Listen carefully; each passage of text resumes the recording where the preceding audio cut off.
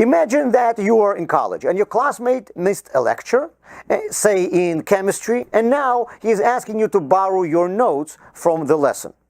You lend him your notebook, and I promise, as soon as he will start reading it, you will begin getting calls from him. What did you write over here in the second paragraph? I don't understand it. And over here you have an abbreviation. What does it mean? And here you have an asterisk on the margins. Why is it there? No student writes down lectures word for word. You try to capture information in the shortest form possible.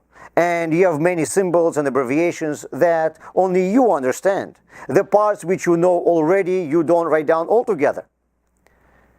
When Moses was receiving Torah, he was listening to lectures from God. Being a good student, he was taking down notes. Now, these notes are called the 5 books of Moses. The recording of this information was done in the most condensed form possible.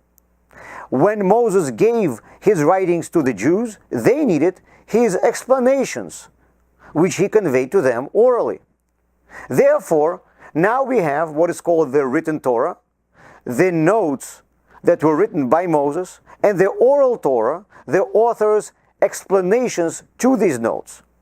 The explanations were recorded later on, but they are still traditionally called the oral Torah in Judaism. Now, let's return to our example with your college notes. And imagine that for some reason, for example, in order to better remember it, you made your notes into a story or a rhyme about the basics of chemistry. Now, when someone will borrow your notebook, they will be frustrated.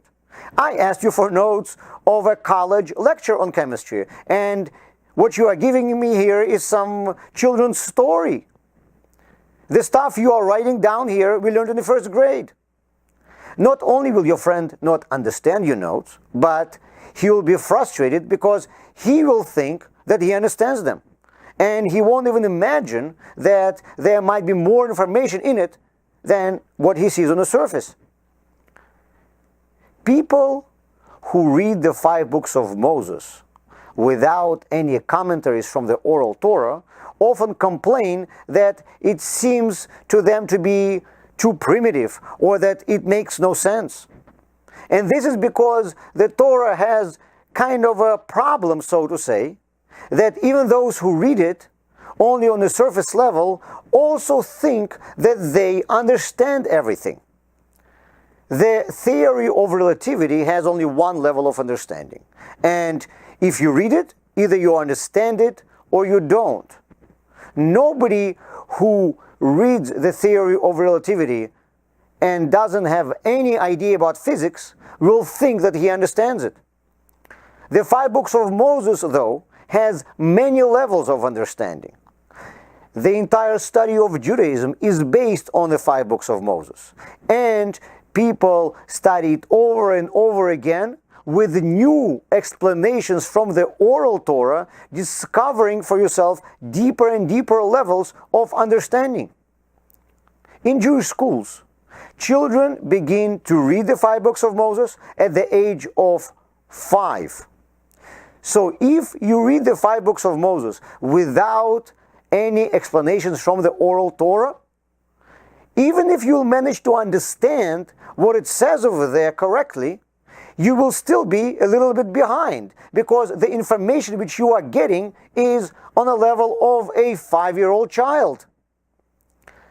In order to learn the Torah on your level, you have to read it with the explanations from the oral Torah. Or, even better, come to our Torah classes every Tuesday night at Ariel.